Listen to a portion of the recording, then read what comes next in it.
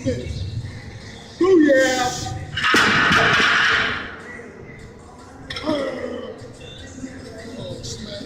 You guys all saw that I'm actually weaker off a 6-inch block than I am off the floor, so I can pull more from a regular deadlift than I can off 6-inch blocks. That's how weak my lockout is. Today we'll either go one of two ways. I'm a little excited for this. 3-inch blocks are obviously much closer to the ground.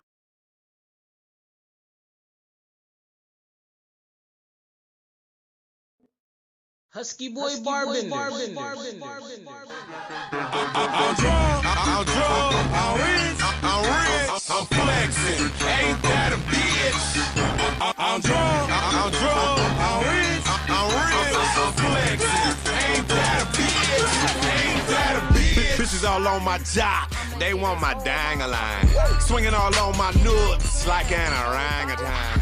$500,000 Raw and uncut, telling you what's up. You're lifting with the HuskyBoyBarbenders. Bending some bars.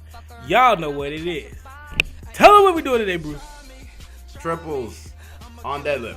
Trace reps Trace. in Lissets. Now when I do triples, I'm gonna just do a 3-point shot celebration. You know how they do like there's the three over the eye. Yeah, I'm just doing one. Every time I finish a triple, I'm gonna just do one of those. Our triples were coming up pretty good today too. Like, okay, so y'all know I've changed my deadlift form like 1,500 times since the beginning of this year. And so I think I finally found something. I need to stop saying this shit, 'cause I swear I jinxed myself. I finally figured out that part of the problem with, because a lot of times I would have problems with explosiveness off the floor. By adding a little bounce to it, it really helped my form. Now in this particular set, the first set, I was a little bit too far forward over the bar, but in the later ones I fixed it, and that's the only thing I have to look out for when I set up. Other than that, When Thomas means bounce, watch his booty. yeah, booty twerk. 1-2 twerk deadlift. Yeah, so that's what he's talking about with his bounce. So it's a dynamic start rather than a static start. Cause it's better for me. I don't know, like sometimes I can come off the ground really fast, but most of the time, especially when I get the heavier stuff, that bounce helps like a mug, I'm telling you. But not everybody can do it though, because if you try to bounce and then your whole form just like breaks. That's why, once again, don't be form police. That's why Thomas does what he does. If you can, as you see, once he gets into that position, it's an immediate lock. He locks his lats, locks his back, glutes, everything contracts. So that's good for him. If you cannot do that, do not copy that form. And it's very. Kudos to Thomas, because not everybody can set up dynamically like that and still keep it strict like that. That's good. That's not a bad thing. Yeah. But anyway, since we're talking about deadlift today, let's talk about weaknesses in the gym, specifically deadlift weaknesses. So, all right, let's go ahead and call it our program, Bruce. Our program, Bruce's program, says that when you have a weakness on for your accessory movements, you should work them. So kind of like a conjugate system. But not really. So normally, like in this video particularly, we do hip thrust. What does hip thrust do? It really helps with the lockout. It strengthens your glutes. Your what else does it strengthen? Or is it just hip thrust? Yeah, glutes. That's hips, it. Hips. It really it helps you. Really your glutes. Yeah. It helps you practice that movement where that lockout movement. And so like glute squeeze. We do that as well as we recently have tried block pulls, which I like. I don't know if Bruce had tried them yet. I've done them. I've done rack pulls before. I've never actually done a block pull. I like block pull. Block pull was fun, and we did. I had the bar just below my knees, which is where you should buy. Because basically a 6-inch block pull. Because conventional deadlifters tend to have the most, the lockout. Yeah, the lockout tends to be the worst. Candido, which is.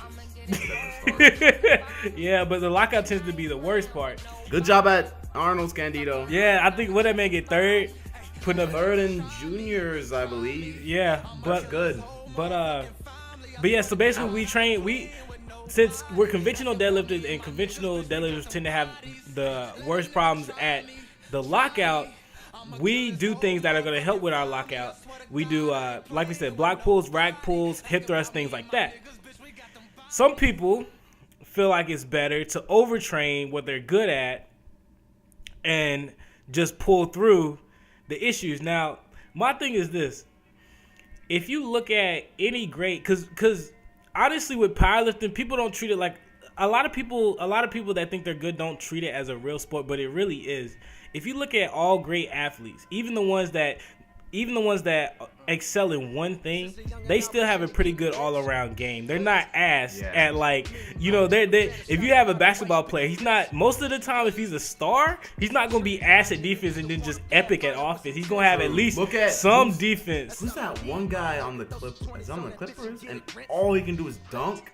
Oh, DeAndre Jordan? Yes. Yo. He's the exact thing we're talking about. Like, and they tell, and you want to know what the sports writers say? They're like, the Clippers should be number one. They should always go into the finals of in the playoffs. What's the problem? This nigga cannot shoot. They said, if you learn to shoot a jump shot, your team would go farther. What can he do? He can alley, he can dunk, and block shots. That's it. That's fucking it. And in the playoffs, that shit, when shit gets real, it does not. It holds you back. Every little thing holds you back. And so if you're a powerlifter, what should be your ultimate goal? To set records, to go to world, shit like that. Well, in order to get to that higher level of lifting, you have to fix all small problems that you have. That means that if you have problems with your shoulders and you trying to bench, 400, you need to be doing some bodybuilding work in order to strengthen your shoulders, your back, all of those things. If you have problems with rounding on deadlift, you need to strengthen your back. If you have problems with your lockout, you need to work on the lockout, not the explosiveness off the bottom. Not to say that you shouldn't work on the explosiveness off the bottom, because we do that as well, but not as often as your lockout. You should work on your weaknesses the most, and then once you have strengthened your weaknesses to the point that they're almost your strong point, then you start focusing on what you're good at. If you're really explosive off the ground, it's not truly going to help you if all you do is work on your explosiveness off the ground. Because eventually you're going to get to weight that you can't just explode, like you can't just pull off the ground. You're going to need to be able to have a good lockout to get. Most of the time when you have one strong point, this should be common sense. If one thing is stronger than the other, let's say your lockout is stronger than off your chest on your bench, because one muscle is stronger than the other. Yeah. What is that called? That is called a muscle imbalance. And it's natural. Depending on, there's nothing wrong with having imbalance. Depending on what your environment is, that's what dictates, how strong. Like me, for instance, I have really strong. What is it? You said I'm hamstring dominant, and that's why my squat I tend to lean forward. Yeah. And Bruce was quad dominant. Definitely. Yeah. So it all depends on your environment. It depends on how you're built. We're built differently, so our body, has different muscle imbalances and things like that. But the big key is that if you want to get to another level, you have to at some point in your career, you need to start working on your your imbalances. And what we normally do is we really target those imbalances during our deload. So when we go off to our internships and stuff over the summer, we tend to work on, anything that we work on bodybuilding stuff as well as anything that we think could help us. So for me, since I'm hamstring dominant, this summer I'm gonna really work on doing a lot of quad development, exercising and things like that, a lot of close stance, front squats, things of that nature. And I'm gonna work on bodybuilding stuff in order to make sure that my shoulders and stuff are stay healthy. In order to make sure that them rear delt, them sweet flies. Yeah, all that stuff. I'm trying to come back with a turtle shell. You know what I'm saying? Turtle shell. I'm trying to come back like Donatello. You know what I'm saying? But that's just how we do our thing. You can do it differently. You can work out your whole cycle and never have to do a deload or a true deload, which I feel like. Which we kind of do, like you do it, right? It's just not as hardcore as you do during the summer, right, Bruce? Yeah. So what we mean by deload, I guess that might be a little bit of a misnomer. When we say a deload, what we would do is when we're not. It's more like off-season training. I guess is a better word for it. Yeah, it's not really. We don't necessarily go light the whole time, but we're not. No, definitely not. Yeah. Yeah, we're not always doing like low reps or something. I'm thinking about the whole time. I'm thinking about form. I'm thinking about I do not do fuck it sets. Yeah, form is the biggest thing during the So like, if you can get 285 on bench for 3 reps, but it's a struggle. Then when you're deloading, you'll go probably 265, 275, something like that. Something you can do. You're gonna do slow, stuff too. Like you could no balance, absolute control until you can get to 285. Absolutely. That's the time. See,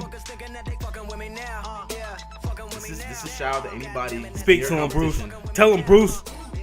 if you are 2 weeks out from competition, I'm not saying you should be ignoring your form.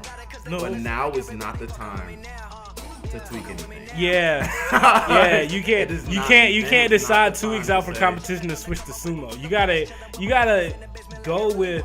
I don't even remember that clip, but you gotta go with what has been working. If you have the worst fucking deadlift form, but you get 500 pounds in deadlift, it doesn't matter if you're 2 weeks out from competition. Keep doing it. And then after competition, go back and fix it. People may say, "Oh shit, he looks like he's about to snap his back," but if you lift 700 pounds off the ground, they're gonna be like, "Oh shit." All you need is the competition is usually, let's see, from like 10 to 6.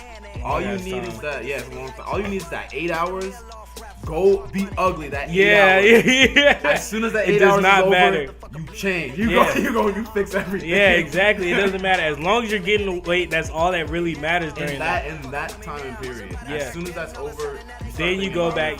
You go back to trying to make yourself more respected, I guess. Yeah. What do you say a good time period is to start to not be so nitpicky and start just worrying about weight more? I'd say about 4 weeks. 4 weeks. I wouldn't even say. Yeah, I'd say about the month before competition, Yeah. because that's when that month, especially once you get down to 2 weeks, but that month you're really just trying to maintain the strength you have. So, like, especially form doesn't really matter. Yeah, form doesn't really matter. So it's more about. At that month, you just say, fuck it, fuck form, fuck imbalances, all that shit. Just let me, work on what I can and just make sure I maintain everything.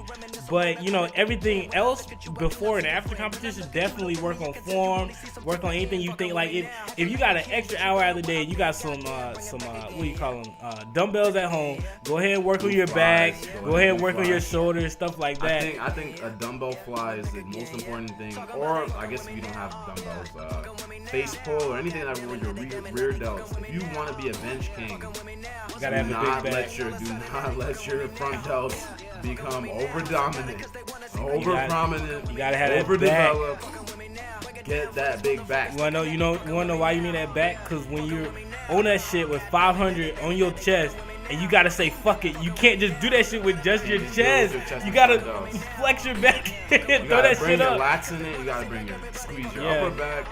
Because as long as your shit stay on the bench, it don't matter. So just like flex everything and throw that shit up. But that's all we got to say for this video. Comment, like, and subscribe. Peace out, YouTube. Deuces.